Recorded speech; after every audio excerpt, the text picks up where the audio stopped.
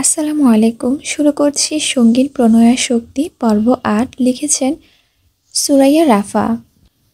আমেরিকার আবহাওয়া মানে আধুনিক ভাষার মুড সুইং। এদেশের আলাদা করে বর্ষা মৌসুমের নামে কিছু নেই বলে পুরো বছরের যখন তখনই প্রকৃতি ধারণ করে তীব্র বর্ষারূপ। বিশেষ করে শীতে প্রকাণ্ড কুয়াশা আবৃত ধরণীকে আরও খানিকটা শীতল কনকনে ঠান্ডা জলে ভিজিয়ে দিতে নেমে আসে এক পশলা ঝুম বৃষ্টি। আজও তেমন করে অপ্রত্যাশিতভাবেই প্রকৃতিতে হানা দিয়েছে তীব্রাকার বর্ষাকাল। সকাল সকাল তো ভালোই রোদ উঠেছিল, আর এখন দিনের আকাশ মেঘে ঢেকে ঢুকে সন্ধ্যা রাতের পরিণত হয়েছে। জানালার কাচ গলিয়ে বৃষ্টির ছাট এসে আছড়ে পড়ছে রুমের মেঝেতে। অনু হাতের কাজ রেখে দ্রুত এগিয়ে গিয়ে জানালার কাচটা পুরোপুরি টেনে দিল। এখন ঠান্ডাও কম লাগছে খানিকটা। উঠে গিয়ে রোবটের মতো সকালের কাজগুলোর সেরে নিল ওরু।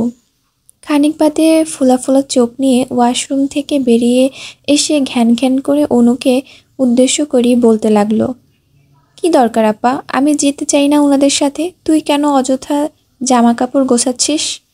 অনুর জামা কাপড়গুলো গুছিয়ে সযত্নে ট্রলি ব্যাগে রাখতে রাখতে অনু বলে, যেতে চাস না মানে?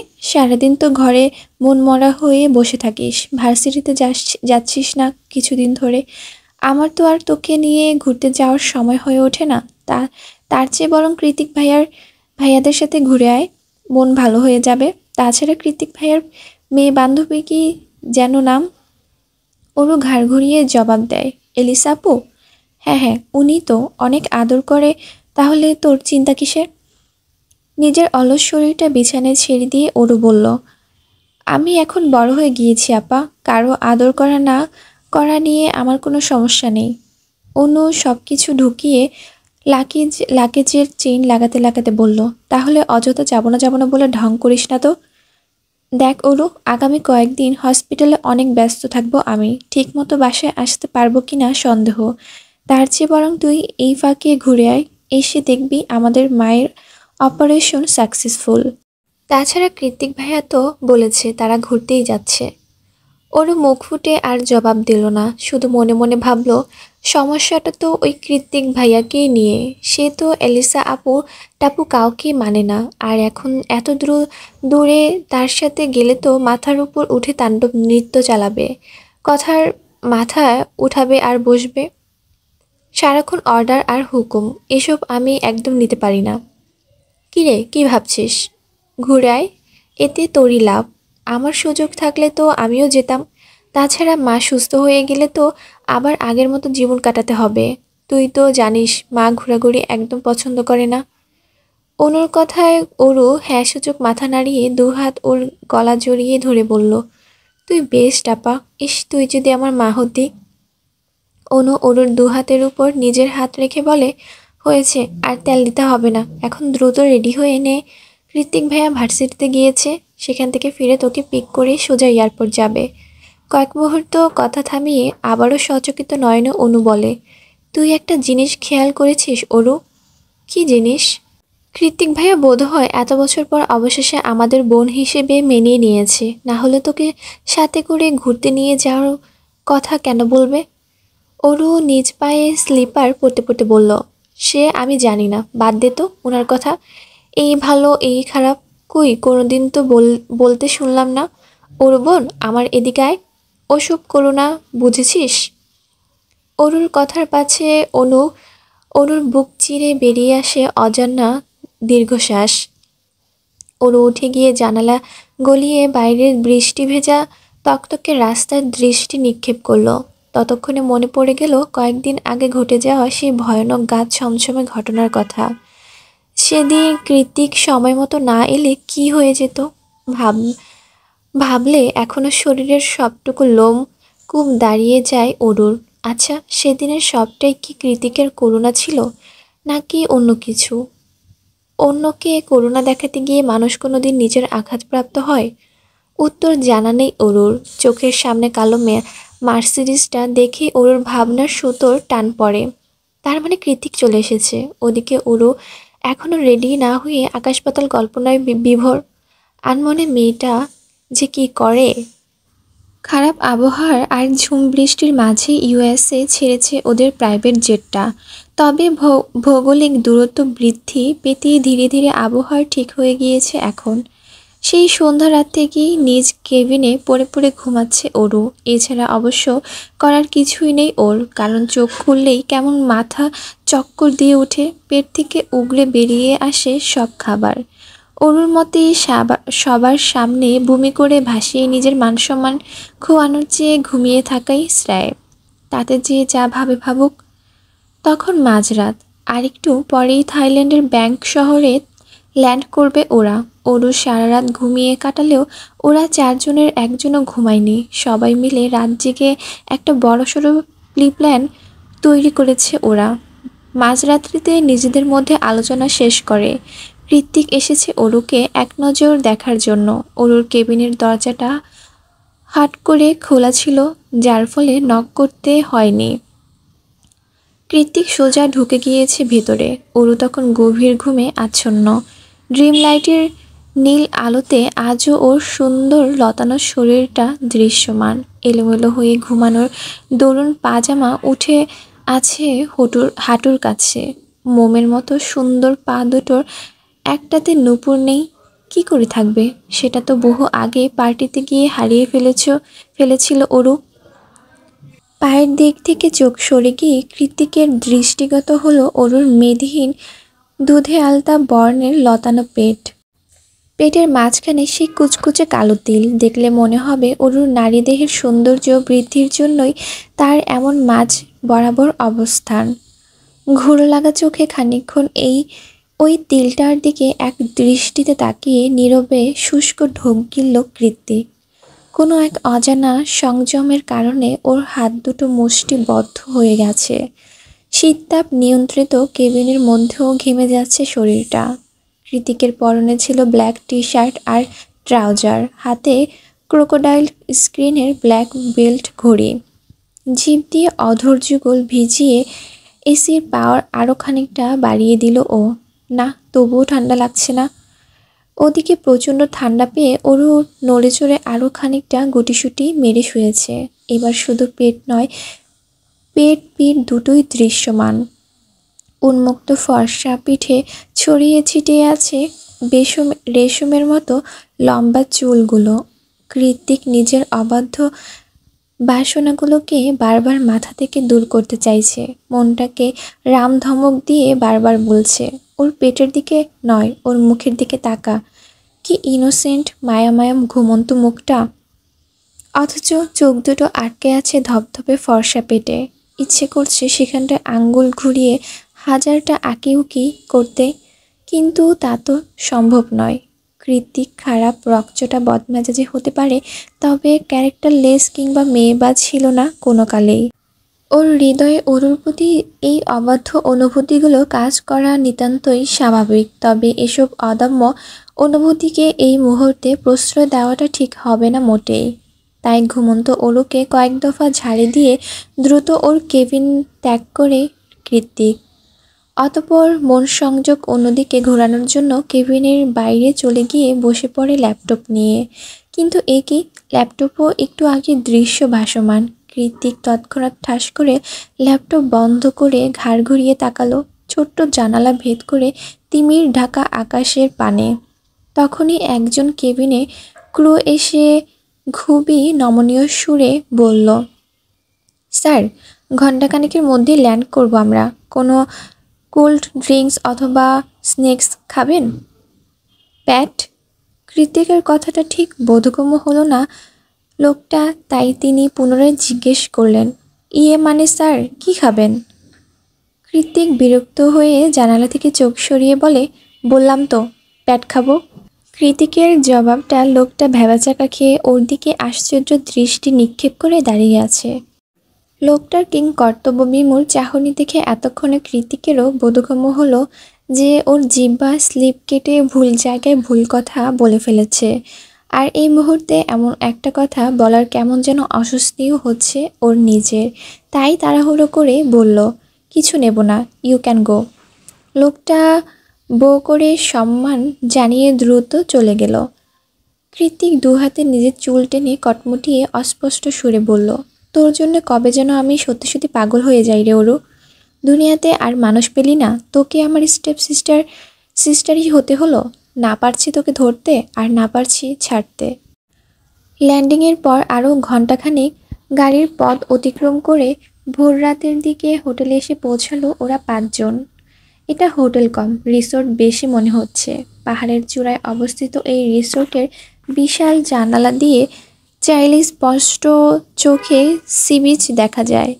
সেই সাথে অপার প্রাকৃতিক সৌন্দর্য তো আছেই। ওরা 2টা ভিলা বুক করেছে, একটাতে 2টো রুম, অন্যটাতে পাশাপাশি 3টা। কিন্তু কে কোন রুমে থাকবে সেই নিয়ে বাঁধল বিপত্তি। এলিসা কিছুতেই অর্ণবের ধারে কাছে থাকবে না। ওদিকে এলিসার মতামতে অর্ণবের ঘোর আপত্তি। এলিসার পাশের রুমে ছাড়া কিছুতেই অন্যত্র রুম গ্রহণ করবে না সে। সায়র ওদের লাভ বার্ডের মধ্যে থাকতে নারাজ। এদিকে কৃতিকও সায়রকে কোনো মতে অরুর ধারে কাছে থাকতে দেবে না। শেষ পর্যায়ে কোনো উপায় না পেয়ে এলিসা, অর্ণব আর সায়র রক পেপার সিজার খেলেই রুম ভাগাভাগি করে নিল। অরুর এখানে সবার চেয়ে ছোট, তার উপর কৃতিকের সাথে এসেছে, তাই নীরব দর্শকের মতোই যে রুমটা ওর জন্য বরাদ্দ করা হলো তাতেই গিয়ে ঢুকে পড়ল। সারা রাতের জার্নিতে বড্ড ক্লান্ত লাগছে শরীরটা, এখন একটু ঘুমানোর দরকার। তাই দেরি না করে জামাকাপড় ছেড়ে আবারও এক দস্তর ঘুমিয়ে নিল অরু। ভোর রাতে ক্লান্ত শরীরটা নিয়ে রুমে এসে এলিসাও ঘুমিয়ে গিয়েছিল দ্রুতই। তবে ভিডিও গেমের গোলাগুলির কর্কশ আওয়াজে মাত্র কয়েক ঘন্টার ব্যবধানে সেই ঘুম দৌড়ে পালালো ওর। ঘুম ভেঙে যাওয়ার দরুন একরাশ বিরক্তি নিয়ে ভ্রুকুঞ্চিত করে পাশ ফিরে তাকালো এলিসা। তখনই দেখতে পায় অর্ণব ওর রুমে ডিভানে শুয়ে শুয়ে ফোনে গেম খেলছে। অর্ণবকে দেখে এলিসা জিভটা তেতো হয়ে উঠল, ভেতরটা চিরবিড়িয়ে ফেটে পড়ল রাগে। ও চিৎকার দিয়ে বলে উঠল, এখানে কি করছিস তুই?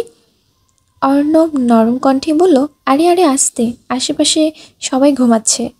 হ্যাঁ তো, আমিও তো ঘুমাচ্ছিলাম, তাহলে তুই এখানে কেন? যদি ক্লাবের লোকজন তোর খোঁজ পেয়ে তোকে ধরে নিয়ে যায়, তাই পাহারা দিতে এসেছি। আমার ঘুমের প্রয়োজন নেই, তুই গিয়ে বরং ঘুমা। আমি ওদের সোনার ডিম পাড়া হাঁস অর্ণব, ধরে নিল কোনো ক্ষতি করবে না আমার।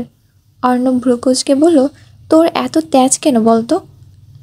আমি বলে তোর এত তেজ সহ্য করছি, অন্য কেউ কোনোদিন সহ্য করবে না দেখিস।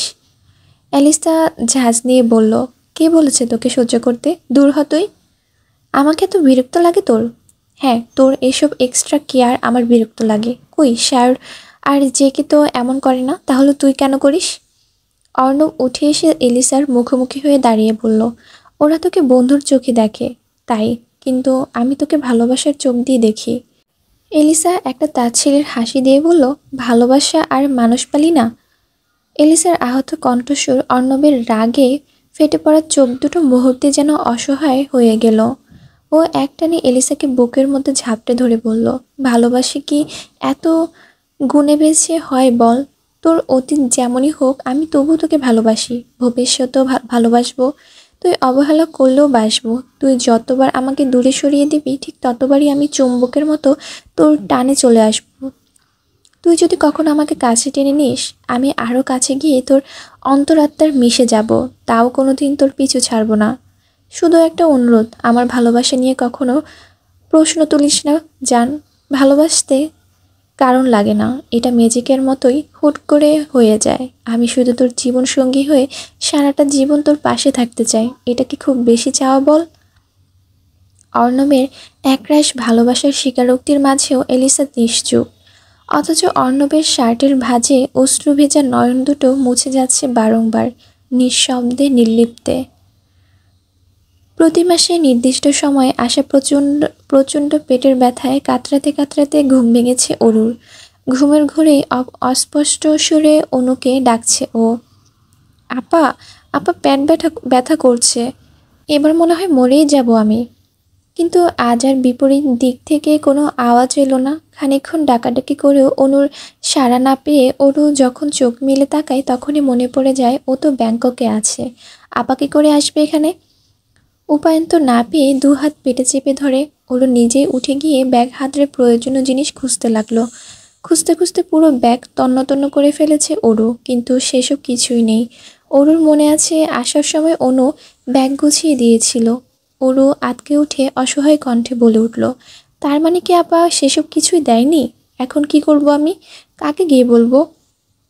ওদিকে পেটের ব্যথাটা খানিকের মাঝে হলহলিয়ে ছড়িয়ে পড়েছে সারা শরীরের রুদ্রে রুদ্রে। কোমর আর পা দুটোর অসাড় হয়ে আসছে। অপারক ও ওরু প্রচণ্ড পেটের ব্যথায় মেঝেই শুয়ে গড়াগড়ি শুরু করে দিয়েছে। অ্যালিসা অন্য ভিলায় আছে, পাশের রুমে কে আছে সেটাও জানা নেই ওরুর। সময়ের ব্যবধানে এতক্ষণে হয়তো পরনের কাপড়ের চোপড়ের অবস্থাও বেগতিক ওর। কোনরূপ উপায়ন্তর না পেয়ে এভাবে মেঝেতে পড়ে থেকে ঠিক কতক্ষণ যাবৎ কাটাচ্ছিল তা মনে নেই ওরুর। তখন দুপুর হয়ে এসেছে। দরজায় সজোরে কড়া নাড়ার ঠক ঠক আওয়াজ হতে কম্পিত হলো ওরুর শরীর। মেঝেতে শোয়া অবস্থাতে দৃষ্টিপাত করলো দরজার দিকে। বাইরে থেকে কৃতিকের গভীর কণ্ঠ ভেসে আসছে, ওরু দরজা খোল। কৃতিকের আওয়াজ পেয়ে ওরু আরও বেশি গুটিয়ে গেল। এমন একটা অপ্রীতিকর পরিস্থিতিতে কৃতিকের মুখোমুখি হতে চায় না ও। যতই হোক কৃতিক ওর চেয়ে গুনে গুনে 12 বছরের বড়। আজ এভাবে দেখে নিলে এরপর কৃতিকের চোখের দিকে চাইবে কিভাবে ও? ওদিকে কৃতিক ডেকেই যাচ্ছে এক এক নাগাড়ে, ওর দরজা খুল, নয়তো আমি পাসওয়ার্ড চেপে ভেতরে চলে আসবো। গুনে গুনে শখানেক থাপ্পড় খাবি তুই। কৃতিকের অতি মাত্রায় হুমকির মুখে পড়ে ওরু মিনমিনিয়ে কাতর কণ্ঠে বলল, কিভাবে খুলবো? ওপাশ থেকে বিরক্তির চরম সীমানায় গিয়ে কৃতিক বলে, কিভাবে খুলবি মানে? হাত দিয়ে খুলবি? ওরও কাঁদো কাঁদো সুরেই জবাব দিল, আপনি ফিরে যান দয়া করে। ওরুর কথাটা বলতে বাকি তার আগেই পাসওয়ার্ড চেপে ভেতরে প্রবেশ করে কৃতিক। তুই নাকি ব্রেকফাস্ট করতে যাসনি? কেন যাসনি? শাসাতে ভেতরে ঢুকে ওরুকে এভাবে মেঝেতে পড়ে থাকতে দেখে দ্রুত এগিয়ে এলো কৃতিক। ওর মাথার কাছে হাঁটু গেড়ে বসে উদ্বিগ্ন হয়ে শুধালো, কি হয়েছে তোর? এভাবে মেঝেতে শুয়ে আছিস কেন? পেট ব্যথা করছে? শরীর খারাপ খারাপ লাগছে তোর? ডাক্তারকে কল করব? ওর কাচুমাচু হয়ে চোখ খিচে বলল, আপনি দয়া করে চলে যান। যাব মানে? তুই হুকুম করবি আর আমি চলে যাব? আমি কি তোর সার্ভেন্ট? ওরও জবাব দিল না। এতটা পেটের অসহনীয় ব্যথা, তার উপর এই লোকের মাথা খারাপ করা ধমকাধমকি না পেরে নীরবে কাঁদছে ওরু। কৃতিক ওরুকে কোলে নেওয়ার জন্য 2 হাত বাড়াতে যাবে, তখন আবারও ঘোর আপত্তি জানিয়ে চেঁচিয়ে উঠে ওরু, না ছোবেন না আমায়, অনুরোধ করছি। কৃতিক এবার অগ্নি দৃষ্টি নিক্ষেপ করলো ওরুর পানে, অতঃপর জল শক্ত করে বলল, তোর অনুরোধ কিংবা নিষেধ কোনোটাই ধারি না আমি, সেটা ভবিষ্যতে আরও ভালো করে বুঝতে পারবি। কথা শেষ করে একটানে ওরুকে কোলে নিল কৃতিক। সঙ্গে সঙ্গে ওর এক হাতে হাত ভিজে এলো তরল জাতীয় কোনো পদার্থের। কৃতিক ভ্রুকুচকে ওরুকে কোলে রেখে নিজের হাতের দিকে দৃষ্টিপাত করল। এমন বিব্রত পরিস্থিতিতে এ জীবনে পড়েনি ওরু। তাই করণীয় কিছু না পেয়ে কৃতিকের কলার চেপে ধরে চোখ দুটো খিচিয়ে বন্ধ করে রেখেছে ও। লজ্জায় ভয়ে মনে হচ্ছে মাটিটা ফাঁক হয়ে যাক আর ওরও তাতে ঢুকে আশ্রয় নেই। এই দুনিয়াতে আর কোনো কাজ নেই ওর। ও শিট, আমাকে কেন বলিসনি? আমি আরও ভাবলাম কি না কি। নিজের হাতে নজর বলিয়ে কথাটা বলে কৃতিক ওরুর মুখের দিক চাইল, যে এখনও চোখ দুটো খিচে বন্ধ করে রেখেছে। তুই কি এখনও ছোট বাচ্চা ওরু? তোর কি ফার্স্ট টাইম পিরিয়ড হয়েছে? ওরু চোখ বুঝে এদিক ওদিক মাথা নাড়ালো। কৃতিক দাঁতে দাঁত চেপে বলল, তাহলে সারাদিন কেন এইভাবে কষ্ট সহ্য করলি? কেন আমাকে বললি না? কি হলো উত্তর দে। ওরুর জবাব নেই। জবাব কি দিবে? ওর তো লজ্জায় গলার আওয়াজও নেই। কৃতিক নিজের রাগ সংযত করে ওরুকে বিছানায় শুয়ে দিয়ে এলিসাকে কল করে আসতে বলল। ওরু বিছানায় শুয়ে এক চোখ সামান্য খুলে কৃতিককে দেখতে চেষ্টা করলো, যার সফেদ রঙা শার্টটা খানিকক্ষণ আগেই নষ্ট করে দিয়েছে ওরুর নারীসত্তা। অথচ কৃতিকের সেদিকে কোনো খেয়ালই নেই। সে তো এখনও তার বোকা ওরুকে বকাঝাকা দিতেই ব্যস্ত। পরন্ত বিকেলে জোয়ার এসেছে সুবিশাল সমুদ্র তটে। সমুদ্রের নীলাশ্বর জল ভুলভুলিয়ে ফুলে ফেঁপে উঠেছে দিগর, জোয়ারের তালে তালে নীল রঙা স্বচ্ছ পানির ছলাৎ ছলাৎ ঢেউ এসে আছড়ে পড়ছে বিস্তার বেলাভূমি জুড়ে। ঢেউর সাথে তাল মিলিয়ে মহাসমুদ্রের গহীন থেকে উঠে তীরে এসে ঠাঁই নিয়েছে রং বেরঙের ঝিনুকের দল। হুট করে এক নজর দেখলে মনে হবে নীল রঙা অমৃতের মাঝে কেউ চকচকে হিরে জহরত ছড়িয়ে ছিটিয়ে রেখেছে। শুকনো পায়ে এক কদম করে এগোতে এগোতে সেই অতি মূল্যবান হিরে যতরতই কুড়িয়ে হাতে থাকা প্লাস্টিকের থলেতে ভরে নিচ্ছে অরু। শিপ থেকে নামার পরে শুরু হয়ে গিয়েছে ওর এই কর্মকাণ্ড। ওদিকে বাকি সবাই অনেকটা এগিয়ে গিয়েছে। ঝিনুক কুড়াতে গিয়ে একাই পিছিয়ে পড়েছে অরু। পরনে ওর ল্যাভেন্ডার কালারের ফিনফিনে লং ফ্রক, যা গোড়ালি অবধি নেমে এসে গাউনে পরিণত হয়েছে। এক হাতে মুক্তা আর ঝিনুক দিয়ে তৈরি কিছু বেঙ্গল লস। হাঁটু সমান লম্বা সিল্কি চুলগুলো শুধু একটা পাঞ্চ ক্লিপ দিয়ে আটকানো। এক ঝলকে দেখলে মনে হবে এই জনমানবহীন সেরা দ্বীপের আধিপত্য শুধুই ওর। ওই যুগ যুগ ধরে সমুদ্রের বসবাসরত রূপকথার সেই সাগরকন্যা, যে কিনা এখন ঝিনুক কুড়াতে গভীর মনোযোগী। ওরও পিছিয়ে পড়েছে দেখে এলিসা পিছনে ঘুরে হাঁক ছেড়ে ডেকে উঠল ওকে, ওরও তাড়াতাড়ি এসো, এত পিছিয়ে গেলে কি করে হবে। এলিসা কথার মাথায় কৃতিকও এবার সামনে থেকে পিছনে এক ঝলক চোখ ঘোরালো। চোখে তার বিশাল আকৃতির রোদ চশমা, লম্বা স্টাইলিশ চুলগুলো সাগর তীরের ঝড়ো হাওয়ার এলোমেলো হয়ে উঠছে। বারবার ব্যাক ব্রাশ করেও ঠিক রাখা যাচ্ছে না মোটেই। পরনে সাদা টি শার্টের উপর ক্যালভিন ক্লাইন খচিত ডেনিম ট্রাকস্যুটে গ্লোবান সুপারস্টারদের মতোই সুপুরুষ লাগছে তাকে। এলিসার ডাকে ওরও ঝিনুক কুড়ানো বাদ দিয়ে দ্রুত পায়ে এগিয়ে এসে ওদের থেকে দূরত্ব কমালো। পেছনে পেছনে হাঁটতে হাঁটতে শুকনো চোখে পরখ করতে লাগলো সাথে আসা সবাইকে। এলিসা আল্ট্রা মডার্ন ধাঁচের মেয়ে। এরকম জঙ্গলে ঘেরা দ্বীপে সমুদ্রে বিলাস করতে এসেও তার ফ্যাশনের পরিবর্তন হয়নি একটুও। স্কিনি লেদারের প্যান্ট, পায়ে বুট, গায়ে ট্যাঙ্ক টপ, আর তার উপর লাল রঙা লম্বা কোটি। এলিসার সাথে রং মিলিয়ে অর্ণব লাল রঙের শার্ট পরেছে, যা নিয়ে সে কখন থেকে সায়র হাসাহাসি করে খিল্লি উড়াচ্ছে। ওদের থেকে চোখ সরিয়ে অরুর চোখ গেল কৃতিকের দিকে, যে সমুদ্র বিলাসের এসেও এক মনে ফোন ঘাঁটছে। তবে মজার বিষয় হলো সাদা কালো ছাড়া অন্য কোনো রঙে কৃতিককে এই প্রথম দেখল অরু। এমন ব্যতিক্রম স্টাইলে মানিয়েছেও তাকে বেশ। ওই গ্রুপের মধ্যে সায়রই একমাত্র মানুষ যে কিনা পুরোপুরি অরুর মনের মতো। সায়রের মাথায় স্ক্রুও সবগুলো ঠিক আছে মনে হচ্ছে। সায়র একজন গ্লোবাল মডেল, তাই ওর ফ্যাশন আইডিয়াও বেশ ভালো। 3/4 সাথে ফ্লোরাল প্রিন্টের শার্ট পরে এসেছে সে। সবাইকে একে একে পরখ করা শেষ হলে অরুর চোখ গেল বিস্তার বেলাভূমি ছাপিয়ে গহীন অরণ্যের দিকে। প্রথমে কয়েক ধাপে সারি সারি নারিকেল গাছ, তারপর থেকে শুরু হয়েছে গহীন জঙ্গল। লোকালয় থেকে কয়েক ক্রাশ সমুদ্রপথ পাড়ি দিয়ে তবেই হদিস মেলে ওপার সৌন্দর্যের বেষ্টিত এই ছেঁড়া দ্বীপের। সূর্যাস্তের আগ পর্যন্ত এখানে দেশি বিদেশি মানুষের তুমুল জমজমাট লক্ষণীয়। যে যার মতন করে নিংড়ে নিচ্ছে সমুদ্র তীরের ধুলো ময়লা বিহীন পরিষ্কার অক্সিজেন মিশ্রিত বায়ু। কেউ কেউ আবার মেতে উঠেছে ঢেউ খেলানো সমুদ্র স্নানের। চিরাচরিত একঘেয়ে জীবন থেকে খানিকটা ফুসরত পেয়ে চারিদিকের সবাই কেমন শিশুসুলভ আচরণ করছে। তবে এতক্ষণ যাবৎ এক নাগাড়ে হেঁটে হেঁটে ওরা ঠিক কোথায় যাচ্ছে সেটাই এখন আপাতত দেখার পালা। আমাদের হাতে সর্বোচ্চ সময় থাকবে 10 মিনিট। এই 10 মিনিটের ওদের ক্লাবের ওয়াইফাই, ইলেকট্রিসিটি, ব্যাংকক অ্যাকাউন্ট আর ওদের নিজস্ব ওয়েবসাইট সবগুলো একই সাথে হ্যাক করব আমি। জেকে বাইক নিয়ে ক্লাবের বাইরে থাকবে, আর সায়র তুই হবি এলিসার অ্যাসিস্ট্যান্ট। যখন সবগুলো সাইট একযোগে হাতছাড়া হয়ে যাবে তখন ওরাই নিজেদের মধ্যে গন্ডগোল লাগাবে। সেই ফাঁকে তুই এলিসা আর ওর বাবাকে গিয়ে শর্টকাট রাস্তা ধরে বেরিয়ে আসবি। এইটা হলে শর্টকাট রাস্তা, যে কে ঠিক এই পজিশনই ওয়েট করবে। কথাটুকু শেষ করে সায়রের দিকে ল্যাপটপ এগিয়ে দিল অর্ণব। সায়র ল্যাপটপের চোখ বুলিয়ে গম্ভীর কণ্ঠে বলল, সবই বুঝলাম, কিন্তু আমি কেন এলিসার অ্যাসিস্ট্যান্ট হতে যাব? তুই হ, আফটার অল তোর পেয়ারে লাল হলো এলিসা।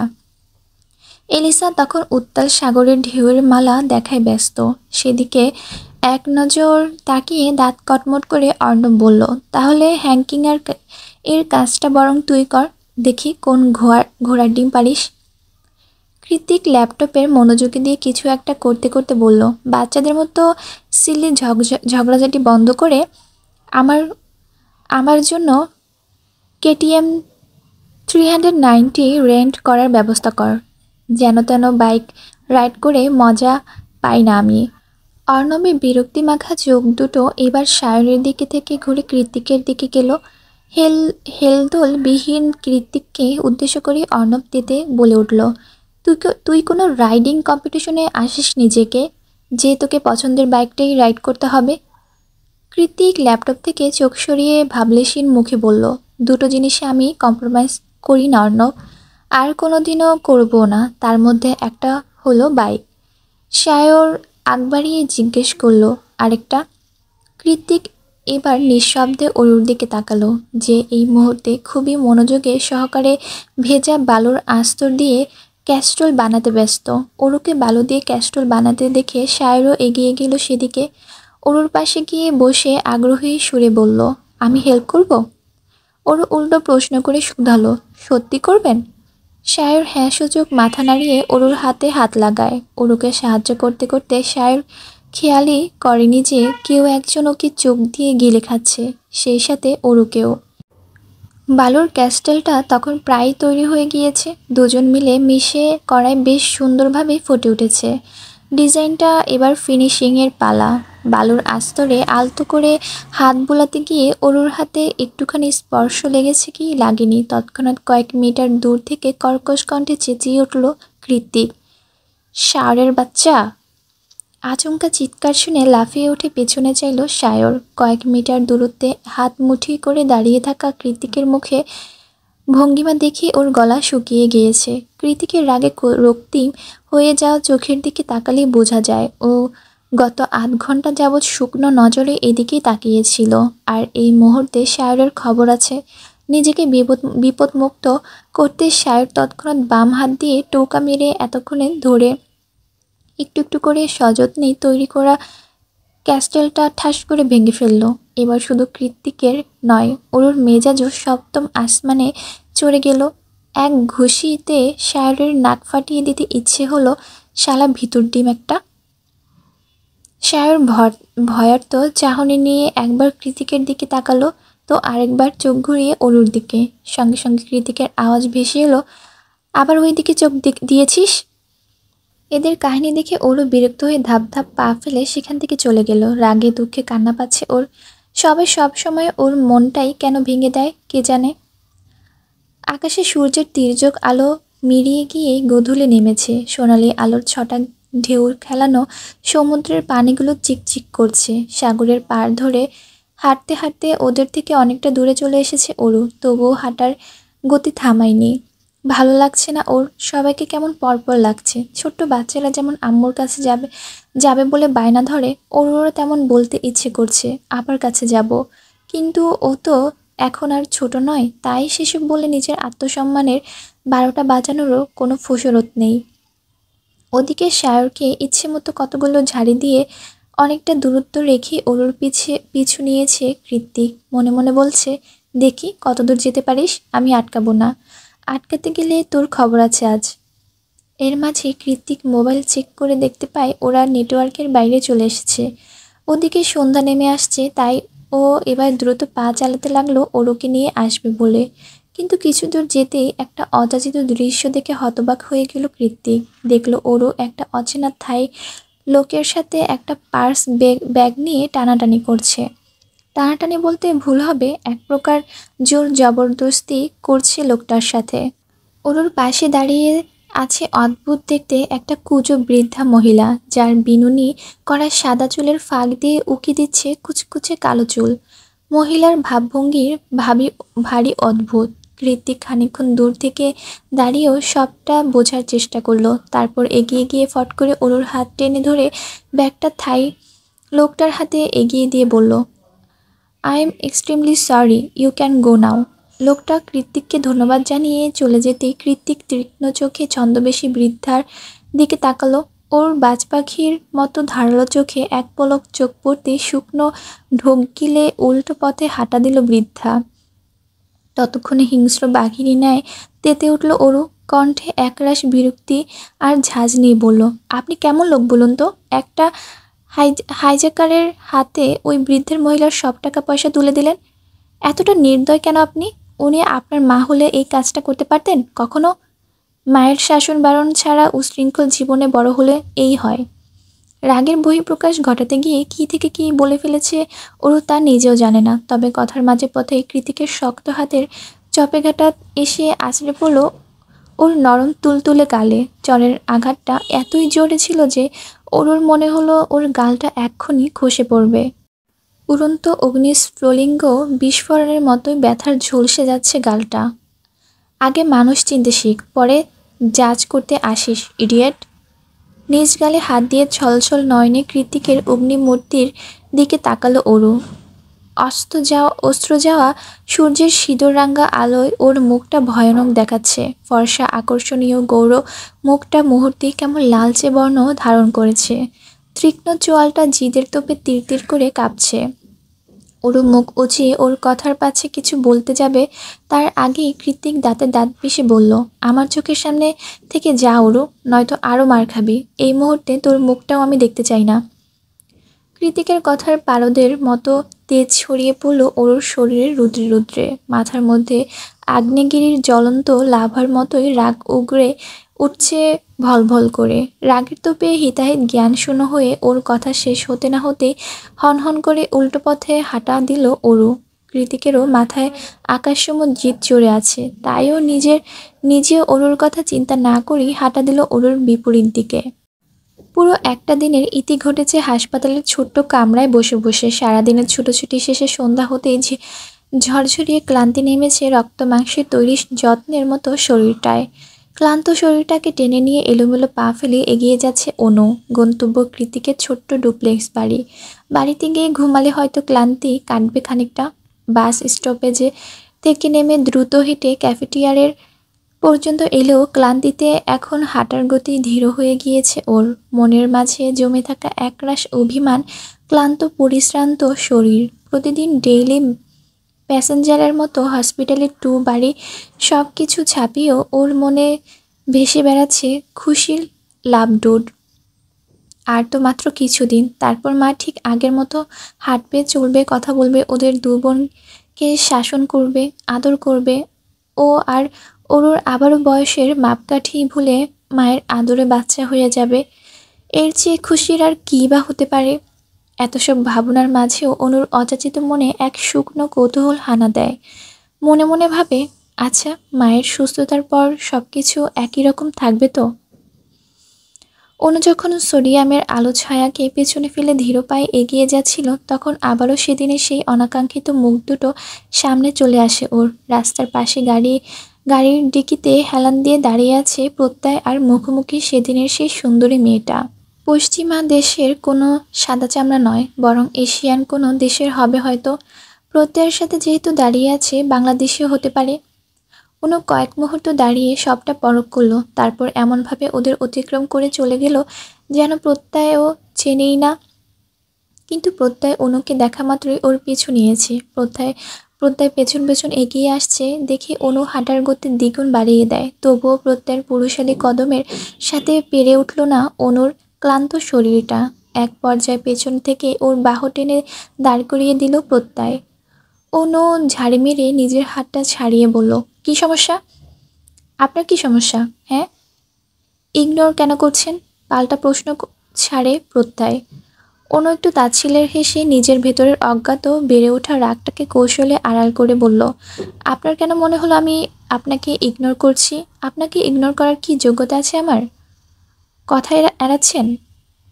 মোটেও না। অনন্যা শেখ এতটাও ভীত নয়। প্রত্যয় তির্যক হেসে বলল, আই লাইক ইট। অনু আবারও সামনের দিকে হাঁটা ধরল। প্রত্যয় ওর পাশ ঘেঁষে হাঁটতে হাঁটতে শুধালো, ফোন না ধরার কারণটা জানতে পারি? ইচ্ছে করেনি তাই ধরিনি। আপনার ইচ্ছেরা তো খুব বাজে। এই বলে অনুর 5 আঙ্গুলের ভাঁজে নিজের আঙ্গুল ঢুকিয়ে শক্ত করে চেপে ধরল প্রত্যয়। অনু হাঁটা থামিয়ে আবারও বিরক্তি নিয়ে বলল, আবারও হাত ধরছেন কেন? প্রত্যয় নির্লিপ্ত জবাব, ইচ্ছে হয়েছে তাই ধরেছি। আমার ইচ্ছেরাও খুব একটা সুবিধার না, বুঝলেন? প্রত্যয়ের কথার পিঠে অনুর লম্বা একটা দীর্ঘশ্বাস ছেড়ে নরম কণ্ঠে বলল, প্রত্যয় সাহেব, আপনি শুধু আমার, তাই তো? প্রত্যয় হেসে জবাব দেয়, 100%। অনুর ফ্যাকাশে ক্লান্ত মুখটায় এতক্ষণ হাসির ঝলক দেখা দিল। নিজ হাতটা প্রত্যয়ের আঙ্গুলের ভাঁজ থেকে বের করে 2 হাত ওর বাহু আঁকড়ে ধরে মাথাটা এলিয়ে দিল প্রত্যয়ের কাঁধের উপর। প্রত্যয় তার গমগমে পুরুষালী হাসকে সুরটা কিছুটা নামিয়ে জিজ্ঞেস করল, টায়ার্ড লাগছে? অনু হ্যাঁ সূচক মাথা নাড়ল। সঙ্গে সঙ্গে ওকে 2 হাতে উঁচিয়ে কোলে তুলে নিল প্রত্যয়। পাকিস্তানি প্লাজো আর কামিজ পরেছিল অনু। দোপাট্টা দিয়ে টেনে রাখা মাথায় আধখানা ঘোমটাটা সঙ্গে সঙ্গে খুলে গেল ওর। মাঝ রাস্তায় প্রত্যয়ের হঠাৎ কর্মকাণ্ডে বিস্ময় হতবাক হয়ে অনু লজ্জিত কণ্ঠে মিনমিনিয়ে বলল, বাড়ির কাছে চলে এসেছি তো, নামিয়ে দিন, কেউ দেখে ফেললে। প্রত্যয় বাঁকা হেসে জবাব দেয়, বাড়িতে কেউ নেই ডিয়ার। সেই হাসিতে চিকন ফ্রেমের চশমা পরিহিত প্রত্যয়কে আবারও এক দফা নতুন রূপে আবিষ্কার করল অনু। রাত 9:35। রাতের খাওয়ার সময় হয়েছে। এরপর আবার ঘুমানোর পালা। পরের দিন সকাল সকাল উঠতে হবে, অথচ অরুর এখনও খেতেই আসেনি। অরু যে রুমটায় থাকে তার পাশেই রুমটায় কৃতিকের। এলিসা, অর্ণব আর সায়র অন্য ভিলাতে থাকে। তবে খাবারের সিস্টেম বুফে বলে খাবারের সময় হলে সবাই একই ডাইনিংয়ে জমায়েত করা হয়। এখন ডিনারের টাইম। ডাইনিংয়ে সবাই উপস্থিত, অথচ অরু নেই। চারদিকে চোখ বুলিয়ে অরুকে না দেখে এলিসা বলল, অরু কোথায়? এখনও খেতে আসেনি? এলিসার কথায় কৃতিকও চারিদিকে চোখ বুলিয়ে বলল, তোরা শুরু কর, আমি ওকে ডেকে নিয়ে আসছি। মনে মনে ভাবল, আমি ধমক দিয়ে না ডাকলে জীবনেও আসবে না এই ঘাড়তেরা মেয়ে। অরুকে ডাকতে গিয়ে কৃতিক ভিলার প্রবেশ করতেই ওর ভ্রুজোড়া কুঁচকে গেল। পুরো ভিলা অন্ধকারে ছেয়ে আছে। বিচ থেকে ফিরে আসা সারা সন্ধ্যা আর রুমে আসেনি কৃতিক। বাইক ভাড়া দিয়ে করে ব্যাংককের হাইওয়েতে রাইড করে বেরিয়েছে ঘন্টার পর ঘন্টা, অথচ এত রাত হয়ে গেল এখনও লাইট জ্বালেনি অরু। আশ্চর্য।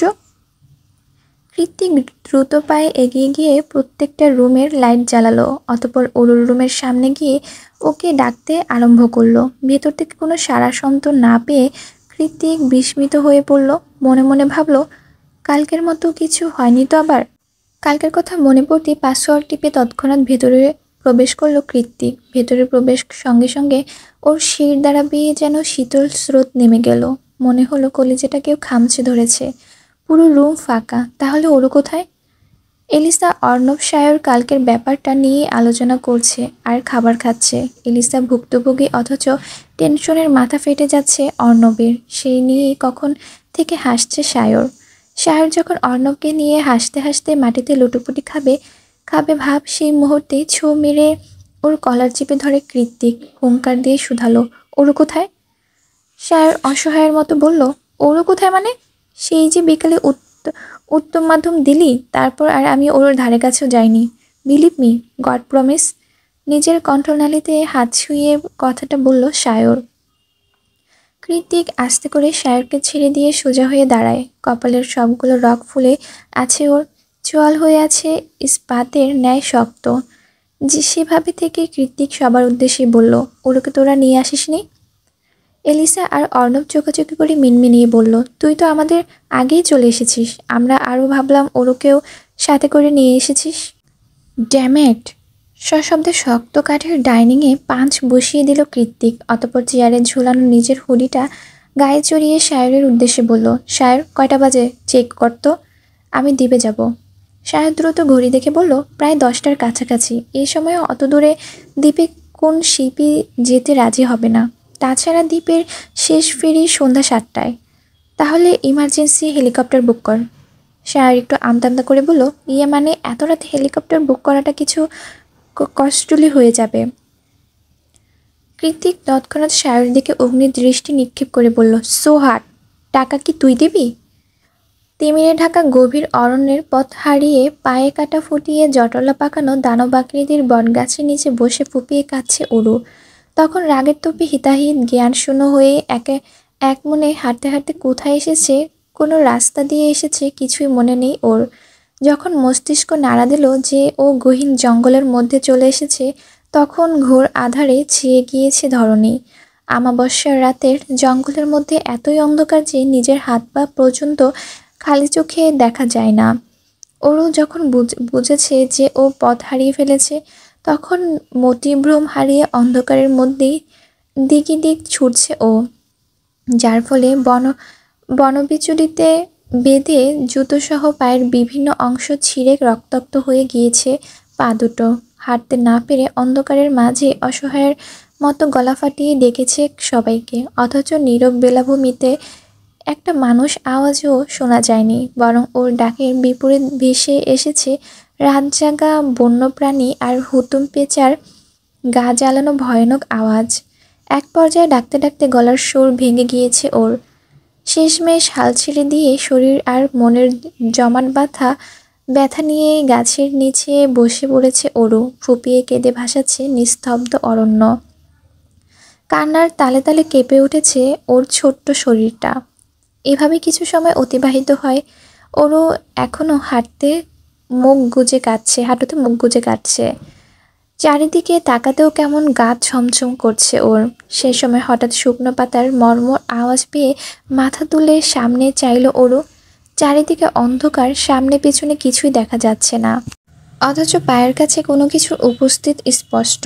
কিন্তু কি ব্যাপারটা বোঝার জন্য নিজের এক পায়ে ছেঁড়া জুতোটা দূরে ছুঁড়ে মারল ওরু। সঙ্গে সঙ্গে ফেনা তুলে হিসিয়ে উঠল জংলি এক সরীসৃপ। হঠাৎ করে নিজের এত কাছে সাপের উপস্থিত টের পেয়ে ক্রন্দনরত মুখটাকে দু হাতে চেপে চোখ মুখ খিচে দৌড় লাগালো ওরু। অন্ধকারে দৌড়াতে গিয়ে বনবিচুলিতে বেঁধে বারবার হুমড়ি খেয়ে পড়ছে ও, তবুও শরীরের সর্বশক্তি প্রয়োগ করে পুনরায় দৌড়াতে লাগলো অরু। এক পর্যায়ে চোখের সামনে জ্বলন্ত দুটো চোখের উপস্থিত টের পেয়ে সে ছোটার গতি আবারও থমকে গেল ওর। হঠাৎ করে অন্ধকার জঙ্গলে এমন জ্বলন্ত চোখ দেখে ভয় আতঙ্কে জর্জরিত হয়ে গগন কাঁপিয়ে চিৎকার দিয়ে উঠল অরু। মনে মনে ভাবল, এটা আবার কি? কোনো বাঘ ভাল্লুক নয় তো? এবার আমি কোন পথে যাব? কাল সকাল অবধি আদৌ বেঁচে থাকবো কিনা? ওই ভয়ঙ্কর চোখ দুটো ধীর পায়ে এগিয়ে আসছে ওর দিকে। ব্যাপারটা বুঝতে পেরে আবারও উল্টো পথে ছুট লাগালো ওরও। দৌড়াতে গিয়ে গাছের সাথে লেগে জামার হাতাটা ছিঁড়ে পিঠ অবধি নেমে এসেছে, তবুও থামলো না ওরও। জীবন বাঁচিয়ে রেখে দৌড়াতে লাগলো সেদিকে, যেদিকে দু চোখ যায় সেদিকেই। এইভাবে ছুটে ছুটে মাঝপথে হঠাৎ করেই আলোর ঝলকানিতে চোখ ঝাপসা হয়ে এলো ওর। দ্রুত বেগে দুহাত চলে গেল চোখের উপর। তীব্র ঘর্ণন্য বাতাসে হাঁটু সমান লম্বা চুলগুলো উড়ে যেতে চাইছে যেন। এত বেশি তীব্র বাতাস আর শব্দতে মনে হচ্ছে শুধু চুল নয়, রোগা পাতলা গরনের ওরও বোধহয় উড়ে যাবে উষ্টিত আবর্জনা নেয়। কিসের এত বাতাস আর শব্দ? সাগর পাড়ে কি ঘূর্ণিঝড় শুরু হলো নাকি? বোধগম্য হলো না অরুর।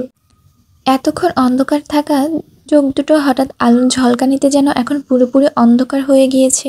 তাই বেশ কিছুক্ষণ বাদে একটু রয়ে শুয়ে চোখ দুটো খুলল অরু।